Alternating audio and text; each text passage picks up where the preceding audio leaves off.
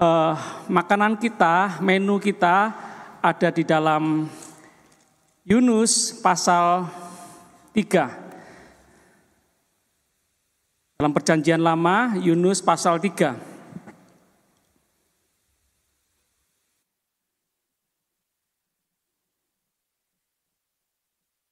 Izinkan saya membaca banyak ayat, makan banyak ayat siang ini.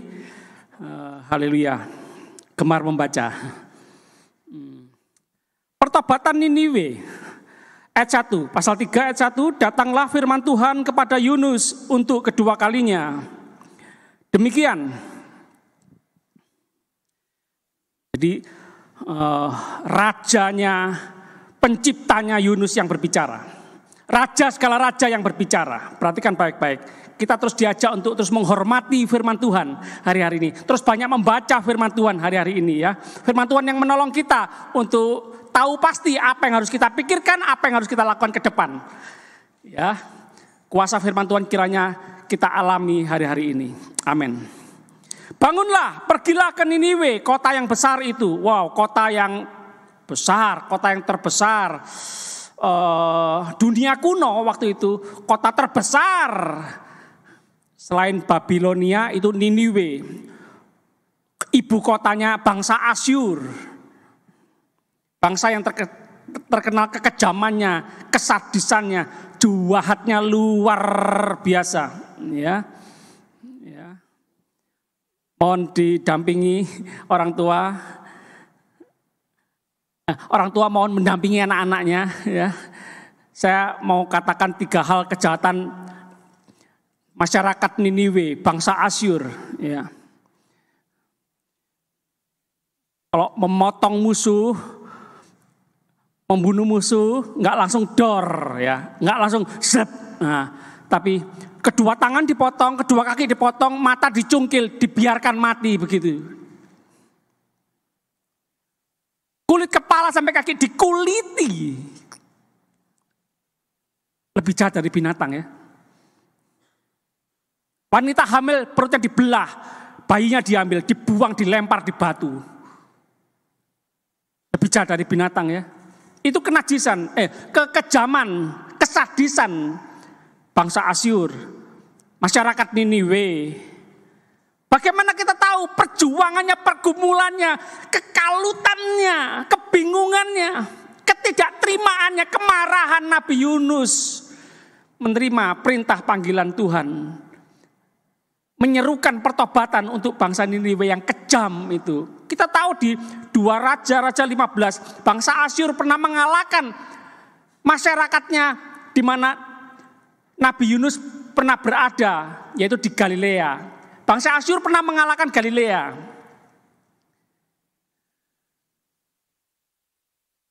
Secara manusia dendam ya. Secara manusia berteriak meskipun nabi. Ya, kemanusiaannya Yunus kelihatan banget ini ya. Berani memberontak, berani tidak melakukan perintah Tuhan untuk menyerukan pertobatan kepada bangsa Niniwe. Secara manusia berteriak, Tuhan, Niniwe tidak pantas Tuhan selamatkan.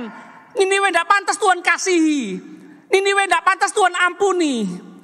Matikan Tuhan, binasakan Tuhan. Ini kejam, bangsa ini kejam Tuhan. Bahkan pernah kejam terhadap bangsaku Tuhan. Rasa kebangsaannya luar biasa ya.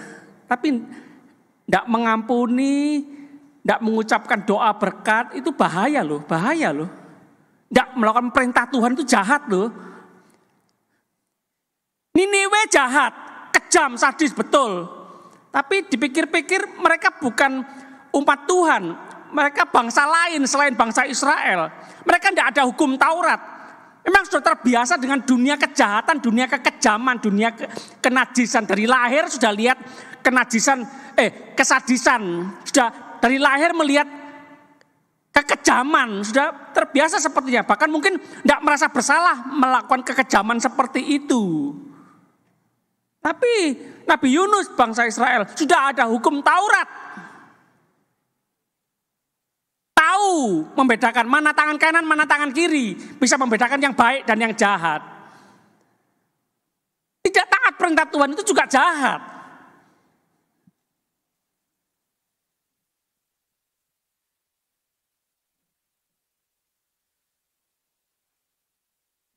Bangunlah, pergilah ke Niniwe, kota yang besar itu, dan sampaikanlah kepadanya seruan yang kufirmankan kepadamu. Bersiaplah Yunus, lalu pergi ke Niniwe. Ini perjuangan berat.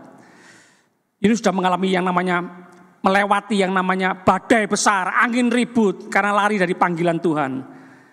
Sudah mengalami yang namanya masuk dalam perut ikan, dalam kegelapan 3 hari 3 malam. Tuhan pelihara, Tuhan jaga, Tuhan bahkan bangkitkan dari kematian. 3 hari 3 malam dalam perut ikan, bagaimana? Tuhan yang berkuasa atas hidup dan mati manusia. Tuhan yang berkuasa atas alam semesta, laut dan seisinya termasuk ikan yang besar. Dalam kekuasaan Tuhan, dalam kendali Tuhan, dalam kontrolnya Tuhan. Untuk kesekian kalinya firman Tuhan kepada Yunus. Lalu Yunus bersiap lalu pergi ke Niniwe sesuai dengan firman Allah. Katakan sesuai. Sesuai. Niniwe adalah sebuah kota yang mengagumkan besarnya, 3 hari perjalanan luasnya. Mengelilingi, menelusuri kota besar Niniwe itu 3 hari perjalanan luasnya. Saya pernah beberapa tahun yang lalu, saya pernah berjalan kaki sendirian, bukan gerak jalan bersama-sama, sendirian. Itu dari Petemon, Bromo, Arjuno, Diponegoro, Ayani, Waru, Medaeng. Legend Sutoyo nomor 08, saya berhenti di situ, enggak kuat, mau sampai ke Tegan sepanjang enggak kuat. Itu kira-kira 2 jam lebih jalan kaki. Ini 3 hari perjalanan untuk menempuh seluruh kota Niniwe. 4, mulailah Yunus masuk ke dalam kota itu sehari perjalanan jauhnya lalu berseru. Apa yang diserukan? Apa yang harus dikatakan kepada bangsa yang kejam ini? Niniwe memperkatakan, 40 hari lagi maka Niniwe akan ditunggang balikan. 40 hari lagi maka Niniwe akan ditunggang balikan. 40 hari lagi maka Niniwe akan ditunggang balikan. Berani. Kalau kita jadi Nabi Yunus, berani berteriak kepada bangsa yang kejam, bangsa yang besar. Niniwe dari desa kecil, bangsa kecil, nabi kecil. Berani hamba Tuhan, pendeta kecil, pendeta desa, pendeta desa Klotok, katakanlah begitu ya. Berkhotbah di kota besar, bangsa yang besar, berani, minder. Apalagi harus berkhotbah menyampaikan pesan Tuhan, bernubuat untuk bangsa yang kejam.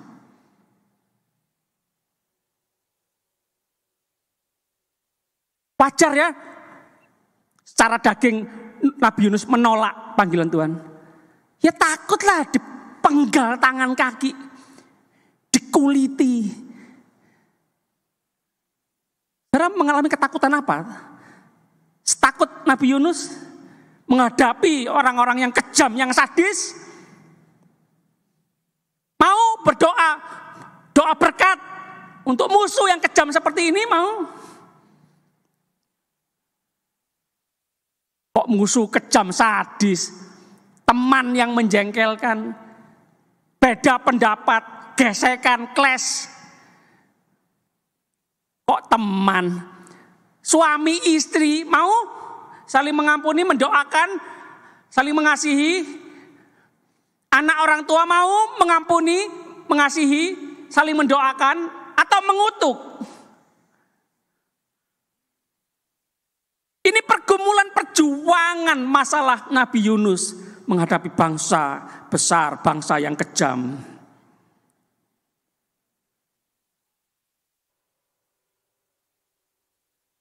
Saya nggak tahu hari-hari ini saudara mengalami kesulitan masalah, mengalami keberatan nggak mendengar perintah Tuhan? Atau perintah Tuhan yang mana yang berat menurut kita? Umat Tuhan, jemaat Tuhan, hamba Tuhan. Gak mungkin Tuhan aku melakukan perintah ini. Mungkin mirip seperti Nabi Yunus. Gak mungkin Tuhan aku melakukan perintah ini. Harus berkhotbah di hadapan bangsa yang kejam, yang sadis.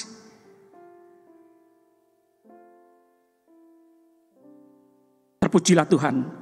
Nabi Yunus memperkatakan ini. 40 hari lagi maka Niniwe akan ditunggang balikkan. Orang Niniwe percaya kepada Allah. Lalu mereka mengumumkan puasa dan mereka baik orang dewasa maupun anak-anak mengenakan kain kabung. Kita tahu ayat-ayat sebelumnya, seizin Tuhan, meskipun karena Yunus lari dari panggilan Tuhan, Yunus masuk dalam perut ikan 3 hari 3 malam lalu dimuntahkan, dikeluarkan oleh ikan besar itu. Satu sisi masalah, masuk dalam perut ikan yang besar. Tapi di sisi lain Tuhan pakai masalah itu, asalkan Yunus mau berbalik ke jalan yang benar, Tuhan bisa pakai masalah itu justru mau meneguhkan panggilan Tuhan.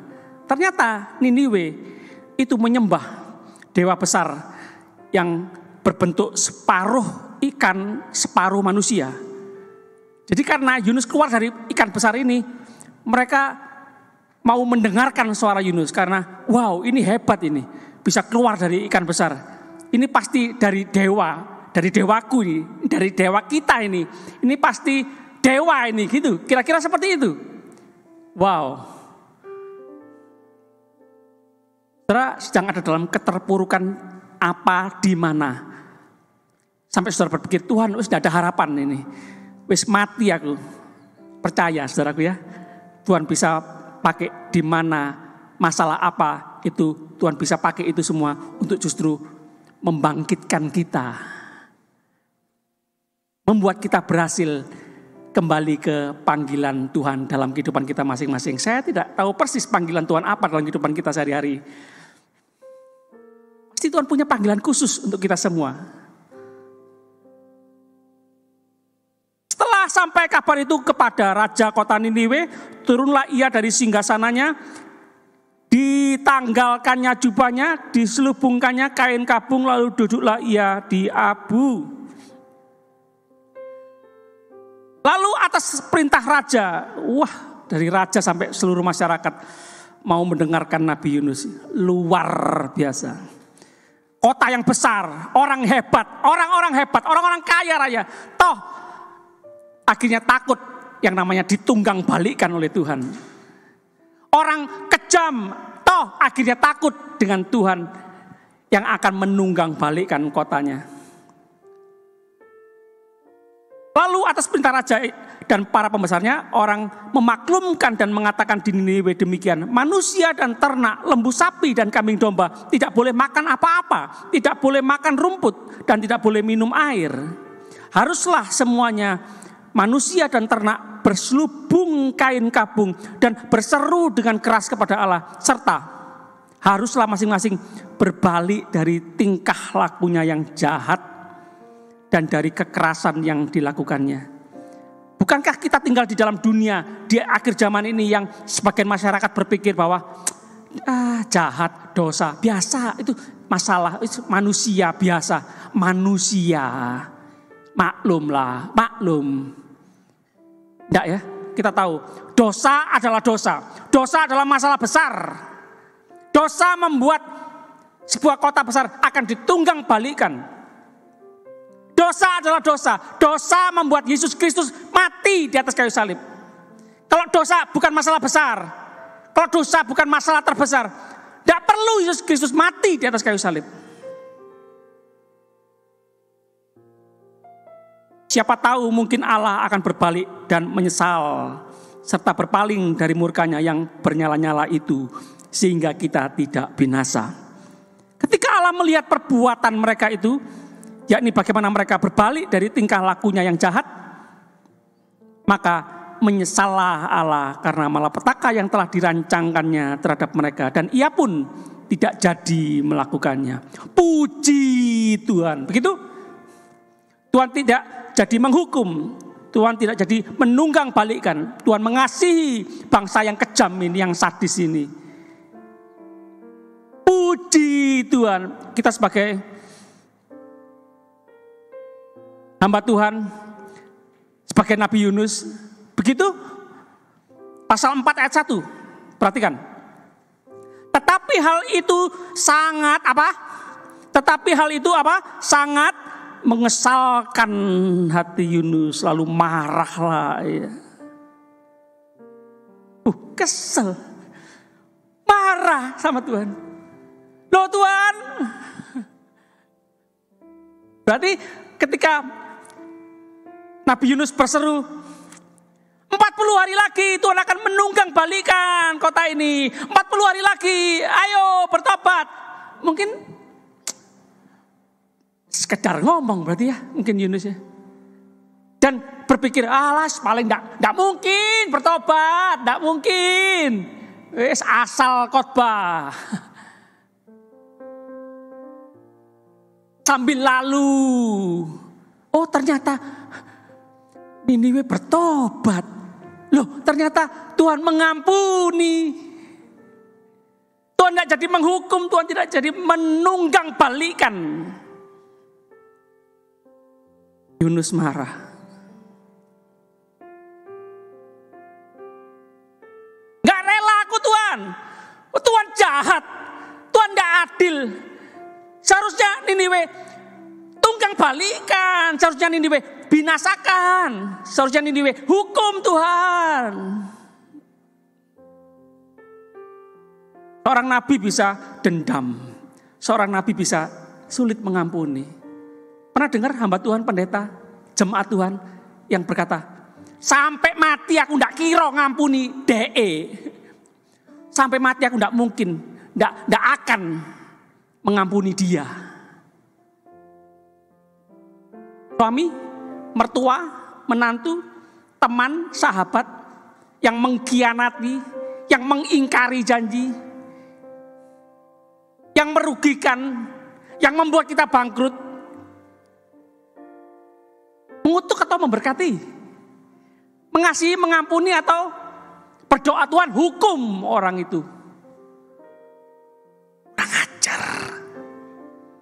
Benci aku. Benci, benar-benar cinta. Oh aduh. Beda tipis ya. Benci sama cinta itu beda tipis ya. Di acara TV itu, berapa kali jahat ya. Yang membunuh pacarnya sendiri. Yang membunuh pasangannya sendiri.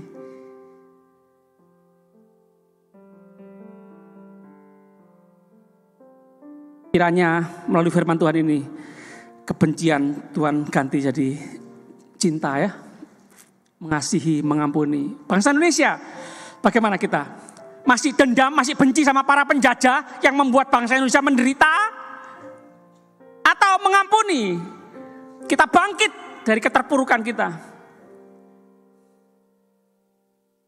Banyak survei membuktikan, para pria khususnya ya. Saya ikut kira-kira berapa kali camp para pria itu ya. Benci, tidak mengampuni itu membuat hidup para pria, para bapak-bapak itu semakin jahat daripada yang dibenci. Aku benci papaku, papaku mukul mamaku. Aku tidak akan kayak papaku. Begitu ke depan, masa depannya begitu, omong kosong. Yang berkata seperti itu tidak akan mukul mamanya betul, tapi malah lebih jahat lagi. Tidak hanya mukul, tapi nendang istrinya sendiri. Jangan coba-coba menyimpan dendam, kebencian, amarah. Yunus marah dan berdoalah ia kepada Tuhan, katanya, ya Tuhan, bukankah telah kukatakan itu ketika aku masih di negeriku? Itulah sebabnya maka aku dahulu melarikan diri ke Tarsis. Sebab aku tahu bahwa engkaulah Allah yang pengasih dan penyayang, yang panjang sabar dan berlimpah kasih setia, serta yang menyesal karena malapetaka yang hendak didatangkannya. Jemaat yang dikasih Tuhan, jangan bingung ya. Yang betul itu Tuhan Yesus baik, Tuhan baik atau Tuhan jahat? Kadang-kadang kita melihat Tuhan baik, Tuhan mengasihi. Kadang-kadang kita melihat Tuhan kejam, jahat, mau menghukum, mengadakan malapetaka, angin ribut, badai besar, membuat manusia menderita. Yang benar yang mana? Kita tahu bahwa Allah itu kasih. Katakan Allah itu kasih. Amin, amin. Kita tahu juga Allah adil, maha adil. Adil, kita ingat hakim, jaksa. Orang salah, orang jahat, orang berdosa harus dihukum, itu adil. Tapi Allah kasih, kita ingat seorang kakek, seorang engkong, cinta sama cucunya. nakal bagaimanapun karena cinta, tidak mau, tidak tega, tidak rela menghukum. Allah kasih dan adil. Bagaimana ini? Sulit kan ketemu. Ini loh, Yesus Kristus. Bukti pertemuan bahwa pertemuannya Allah kasih dan adil. Adil harus menghukum orang berdosa. Kasih tidak rela menghukum. Akhirnya aku yang jadi manusia, aku yang dihukum. Kamu tidak usah, kamu orang berdosa, tidak usah dihukum. Aku yang dihukum. Pertemuan Allah yang kasih dan adil hanya ada di dalam Yesus Kristus. Hormati, hargai kayu salib. Yesus yang di atas kayu salib. Jangan sia-siakan anugerah Tuhan. Kita ada sebagaimana ada karena anugerah Tuhan. Ayat 3, jadi sekarang ya Tuhan, cabutlah kiranya nyawaku. Karena lebih baik aku mati daripada hidup. Perhatikan, ciri-ciri orang yang dendam. Ciri-ciri orang yang lari dari panggilan Tuhan. Ciri-ciri orang yang tidak taat sama Tuhan. Ciri-ciri orang yang tidak mau mengampuni ini kata-katanya. Lebih baik aku mati daripada melihat bangsa yang kejam, orang jahat bertobat. Lebih baik aku mati daripada Tuhan tidak menghukum orang jahat. Tetapi firman Tuhan, layakkah engkau marah? Yunus telah keluar meninggalkan kota itu dan tinggal di sebelah timurnya. Ia mendirikan di situ sebuah pondok dan ia duduk di bawah naungannya.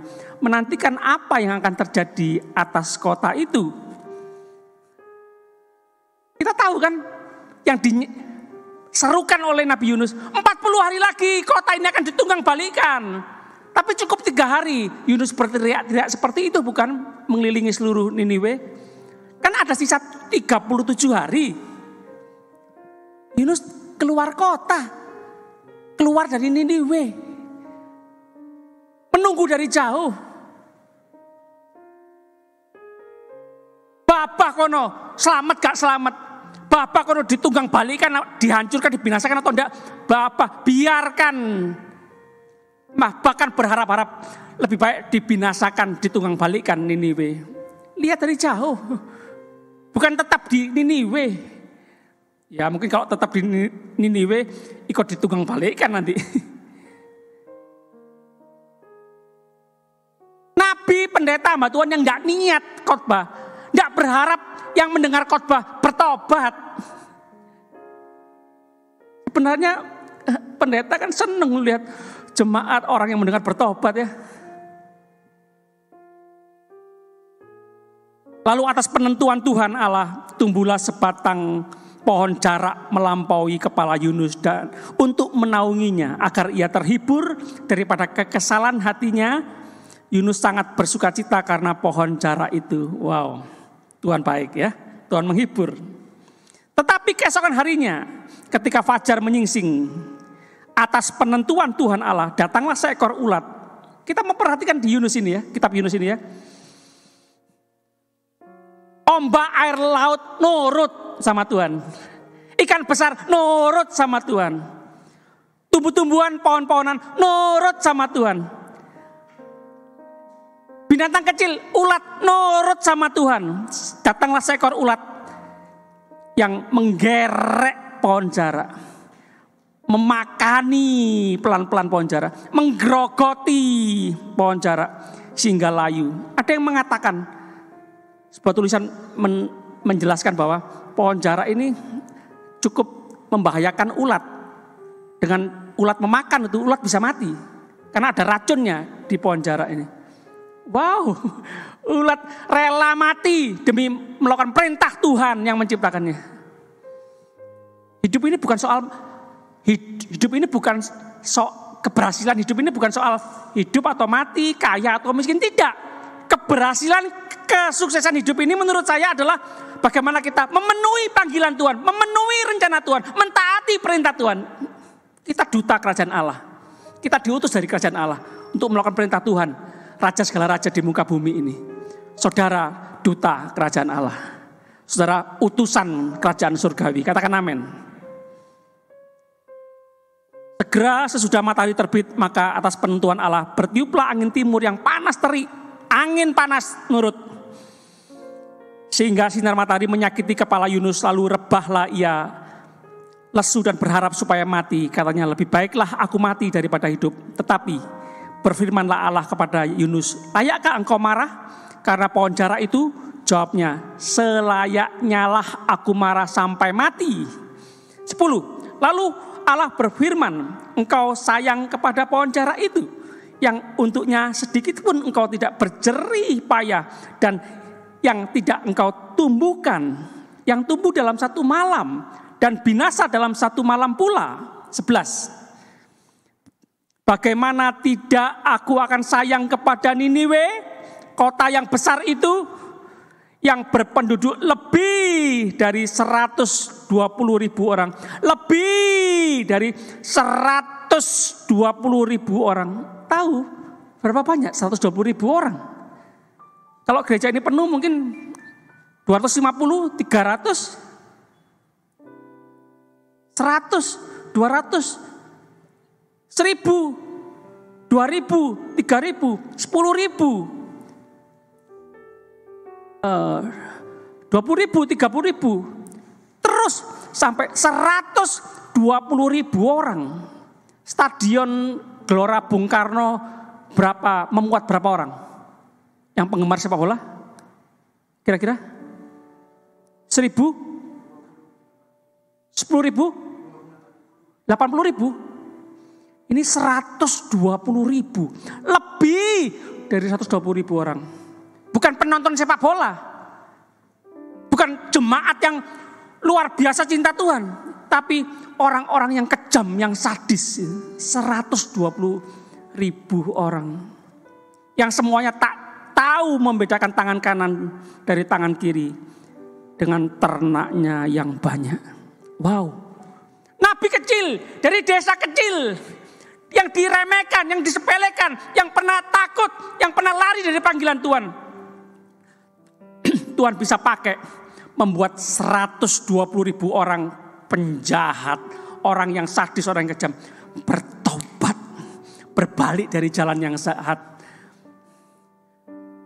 Menyembah, berseru kepada Tuhan yang benar. Amin.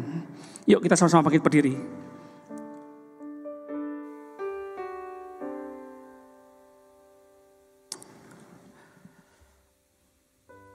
Apakah kita mau juga bertobat sekarang atau menunda-nunda? Kita mau bertobat sekarang atau terpaksa bertobat besok? Nunggu yang namanya badai besar? Nunggu yang namanya mau ditunggang balikan oleh Tuhan? Atau sekarang? Jangan tunda, jemaat yang kasih Tuhan. Kita mau taat sekarang atau terpaksa taat? Atau dipaksa Tuhan taat? Tunggu harus mengalami badai besar, angin ribut. Tunggu harus masuk perut ikan 3 hari 3 malam. Nunggu seperti itu dulu? Atau enggak Tuhan, sekarang Tuhan. Wes enggak molor-molor, sudah enggak tunda-tunda lagi Tuhan. Amin, puji Tuhan. Jangan tunda, jangan tunda. Kita tidak bisa lari dari panggilan Tuhan. Tuhan terus akan kejar dimanapun kita berada. Haleluya, terima kasih. Kami sama-sama angkat tangan di hadirat-Mu Tuhan.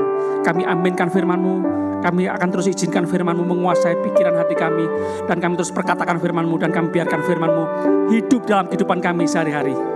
Terima kasih. Kami akan pulang dengan damai, sejahtera, sukacita surgawi dalam Yesus Kristus. Kami akan terus menikmati perlindungan penyertaan Tuhan yang sempurna. Anugerah Tuhan melimpah seumur hidup kami semua. Haleluya, terima kasih. Kami berdoa, percaya, bersyukur demi nama Bapa, Putra, dan Roh Kudus, dalam nama Tuhan Yesus Kristus. Haleluya, sama-sama katakan amin. Terus memberkati. Jemaat dipersilakan duduk.